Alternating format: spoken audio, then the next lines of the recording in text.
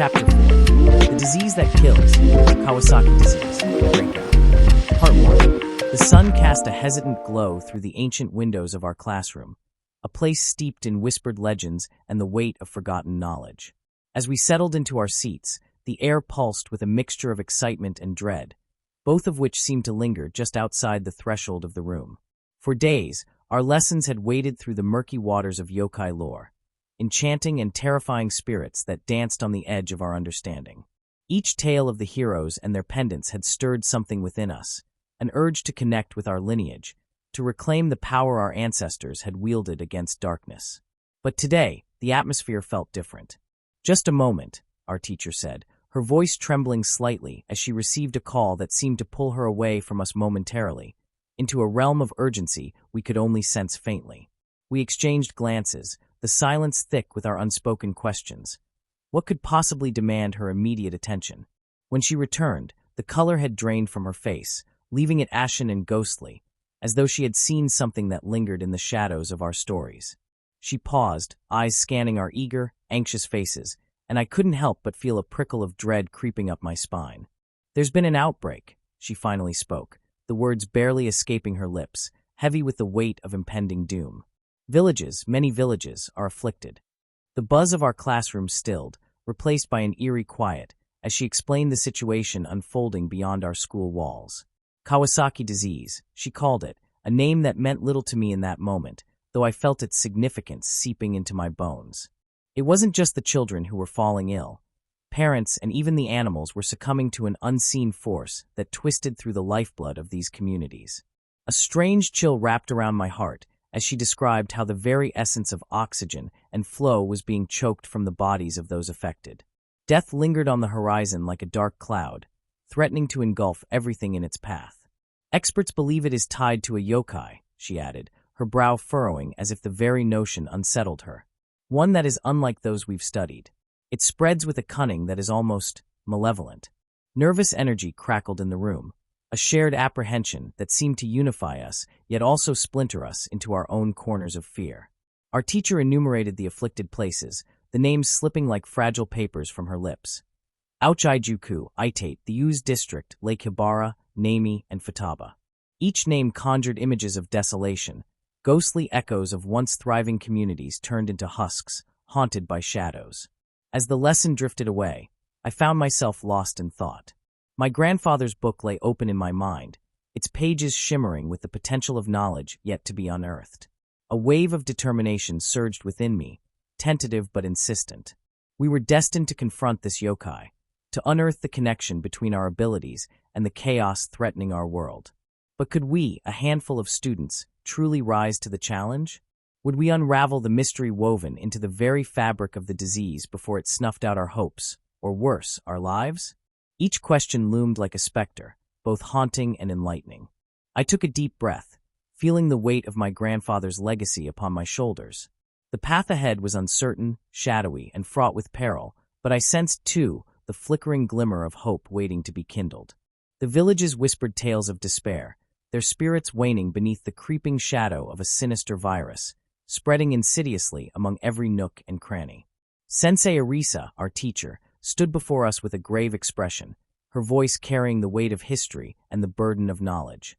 "Pay attention," she warned, "for the yokai can be deceptive, shifting shapes to suit their needs, mimicking the very humanity they seek to destroy." It was with her words etched in our minds that we awaited instruction to divide into groups based on our experiences with these supernatural beings. We were mere students, yet the gravity of the task bore down upon us. My group, consisting of Bayako and a few others, was assigned to investigate Nami, a ghost town apparently swallowed by the silence of despair. As we departed from the safety of our school, a strange mix of trepidation and determination coursed through my veins. Each step felt heavy, carrying not just our bodies, but the collective responsibility of halting the spread of disease that had claimed countless lives. The roads we traveled seemed to stretch endlessly, weaving through the remnants of what was once a vibrant culture, now dulled by a creeping malaise. When we arrived in Nami, it was as if the world had been frozen in time. The village lay barren, stripped of life, buildings sagged as if unburdened by the weight of history, while the air hung heavy with silence, a silence so profound it seemed to echo in our ears. Empty homes stood as hollow sentinels, their windows dark and unwelcoming. Not a whisper of wind stirred the desolate streets, amplifying the sense of dread that gnarled at my insides. Suddenly, a dissonant beeping broke the stillness, accompanied by a peculiar dinging sound, drawing our attention. We halted, hearts pounding as we strained our ears for its source. And then, there, in the distance, a figure emerged. A small child ambled towards us, their movements painfully slow and erratic. As they drew closer, the pallor of their face became apparent, a haunting echo of the sickness consuming this forsaken village. It must be a yokai's doing, I thought, dread curling around my mind like curling smoke. We rushed toward the child, anxiety coursing through our veins. But before we could reach him, he collapsed to the ground, frail and lifeless, like a delicate flower crushed underfoot. Ikaru was the first to react, sprinting forward to kneel beside the fallen child. He gently placed a hand on the boy. The sky, once painted in serene shades of blue, had transformed into a canvas of chaos. An ominous creature, resembling a monstrous beetle, hurtled towards them with a speed that defied nature. As it drew closer, its segmented body began to shimmer and twist, fusing together until it emerged as something far more terrifying, a tiger-like yokai known as Nu. This shape-shifting specter was infamous for its ability to inflict deadly diseases, a harbinger of despair that thrived on the suffering of others. Legend whispered that it could possess the living, binding them to its will, and even its spirit counterpart held the power to eclipse the minds of the unwary. With a guttural growl, Nu barreled down from the sky, an embodiment of fury and malice. Its mouth yawned wide, revealing not just teeth but an inferno that began spewing forth flames, scorching the air around them. Panic ensued as the group scattered, instinctively avoiding the torrents of fire that illuminated the twilight with their ferocity. Yet amidst the chaos, a focal point of resolve emerged by Akko. "I won't let him have you," he shouted, his voice laced with determination as he ascended to meet the oncoming nightmare. With a combination of lightning and fire clashing in a symphony of elemental fury, Bayako unleashed a barrage against the spiraling monster. Streams of energy illuminated the oncoming dark, but the creature, undeterred, pressed forward, relentless in its pursuit. Just as it seemed Nu would engulf them whole, an explosive surge of energy exploded toward its visage. The force struck true, destabilizing the yokai and sending it spiraling to the earth below. For a moment, the tension eased. They believed they had seized the upper hand. But Nu, wounded yet undaunted, began to rise once more, ferocity reigniting in its eyes. Panic ignited within the group. They watched as tendrils of dark sickness oozed from the creature's mouth. It dawned on them that every assault muddled into the air carried a sinister contagion, the poison that had wrought havoc upon the hapless villagers. Fear gripped Reika's heart as she turned to her allies, desperation clawing at her thoughts. "Tortoise," he called, his voice steady despite the terror surrounding them. "We have to act cleverly. You must retreat into your shell. If we can immobilize him, if we can just stop that poison." Obeying instinct, Tortoise withdrew into his sturdy shell, adopting a posture reminiscent of a polished stone. In that vulnerable embrace, he awaited the call to action, a silent guardian poised for his moment. Reika took a breath and glanced at him, steering the momentum of hope. With resolve in his chest, he backed up several paces, the tension tightening around them like a coiled spring. Then, with determination surging through her veins, he dashed forward. His foot swung outward in a straight kick, launching Tortoise's shell up toward the heavens. The shell arced brilliantly against the dying light, a projectile of will and courage driven by unyielding purpose. Time appeared to freeze as the shell struck Nu's mouth, wedging itself firmly and mortally closing the beast's deadly maw. In an instant, the toxic poison ceased its escape, trapping the malevolence within. For a fleeting moment, the air brimmed with a calm expectancy, the chaos temporarily quelled. Nu thrashed violently, the creature's eyes filled with a frenzied confusion, but the binding force of Tortoise's shell held fast. It made the monstrous yokai resemble a trapped beast, its eyes darting frantically, desperately seeking escape from its own fury. And in that kept moment, as they gathered their breaths and bolstered one another, they knew the battle was far from over, but with each flicker of courage igniting in their hearts, they had carved a glimmer of hope against the dark. Reika could feel the weight of the moment upon him, heavy and electric with the tension of impending fate. A mere heartbeat marked the thin line between triumph and despair as he commanded Tortoise to retreat from the yokai's formidable jaws. Instinctively, the creature obeyed, withdrawing from its perilous grasp. Reika swiftly regrouped with his allies, their silhouettes dimly illuminated by the fading light of day. Each warrior's breath came in quick, silent gasps, heavy with the collective understanding that the next moments would shape their destinies. Ahead of them, the yokai thrashed and growled, its mouth gaping wide in a snarled howl of frustration. It strained against the grip of Tortoise's shell, a futile struggle that only increased its distress. For a creature once powerful and imposing, vulnerability now gleamed in the creature's furious eyes like a flickering candle fighting against the wind. The volume of its menacing growls began to falter, a chink in its armor of rage, a precious opportunity turning like the tide. Reika's resolve crystallized as he stepped forward, his gaze unwavering, locked on the weakened beast. The air buzzed with anticipation, a purpose pulsed through him like blood in his veins. It was their time, their chance to tip the scale. The battlefield felt alive, charged with the echoes of their earlier struggles and sacrifices. As he approached, he could see the flicker of uncertainty dance across the yokai's eyes, tears of rage mingling in its hollow gaze. Reika held fast, focusing his inner strength, summoning the spiritual energy that had been forged through countless trials. It swirled around him, gathering in a radiant vortex, glistening like the dawn breaking upon the darkness. In that singular, breath-stopping moment, he unleashed his most powerful attack. A torrent of light surged forth, a brilliant wave of energy crashing against the yokai with an otherworldly force. The blinding blaze engulfed the creature in its entirety, drowning out its despairing howls. Each cry resonated through the air, hauntingly beautiful and painfully raw, the creature's strength vaporizing like mist in the morning sun. As the light began to fade, so too did the yokai's terrifying visage. The battle that once raged now lay quiet, its echoes reduced to mere whispers. In the aftermath, silence enveloped the battlefield, heavy and contemplative.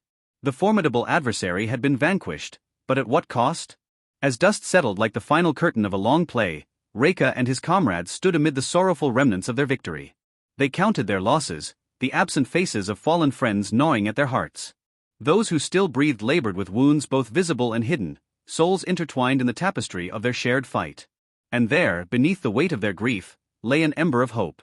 The memory of the yokai's immovable mouth would linger in their minds, a testament to their ingenuity, their unity. This moment would become part of their legend, a reflection of their steadfast resolve to protect the realms from darkness, no matter the cost. The legend of the tortoise and his shell, that peculiar relic of courage and wisdom, wove a tapestry that would forever resonate in the chronicles of yokai lore. As the day drew to a close, the landscape transformed, each element becoming a brushstroke in the sunset's masterpiece. The sun, a grand fiery orb, descended slowly, its brilliance spilling golden hues across the horizon. This was not merely an end to the day, it felt like a deliberate, tender farewell. The sky wore a cloak of oranges and purples, an ephemeral beauty that swaddled the world in warmth. I stood at the edge of a tranquil meadow, my heart echoing the serenity unfolding before me. The air held a stillness, a collective anticipation, as if nature herself paused to honor this celestial spectacle. Shadows stretched across the earth, elongating in the last light of day, a gentle caress that touched each blade of grass and every fragile blossom. It was a reminder of the quiet power in moments of transition, the intrinsic connection between beginnings and endings. Each delicate whisper of wind seemed to echo thoughts of bravery, of battles fought alongside the tortoise, whose wisdom had united the yokai against looming darkness. As the last rays of sunlight dipped below the horizon, emotions surged within me. I felt the weight of my worries dissipate, like mist evaporating in the warm glow of dawn. The sun, in all its majesty, carried with it the burdens that had anchored my spirit. It promised renewal. Tomorrow, it whispered, would dawn anew, bursting forth with potential like the vibrant hues that would soon return to the canvas of the sky. In this moment, surrounded by the serene beauty of a world surrendered to twilight, I understood that legends were not merely stories etched in the annals of time. They were the very fabric of hope and courage, woven into the hearts of those daring enough to remember and believe. The tortoise's shell, a symbol of bravery enshrined, glimmered in my mind, a reminder that even the steadfast can rise, carrying the weight of their choices with grace into the unknown. The setting sun served as a poignant reminder of the fleeting nature of life. It reminded me to appreciate the beautiful moments that come and go, and to cherish the time we are given. It is in these simple moments, like a setting sun, that we find solace and inspiration, reminding us that life is a tapestry of moments, and we have the power to make each one count. The sky transformed into a masterpiece, as vibrant shades of red, orange, and pink embraced one another.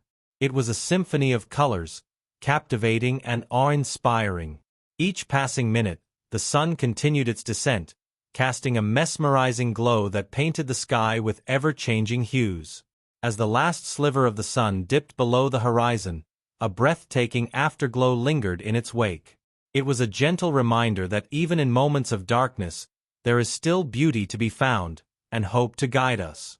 The sun had set, but it left behind a promise of a new day, a fresh start, and infinite possibilities. In that moment, as the sun bid its final farewell, my soul stirred with gratitude and a renewed sense of purpose.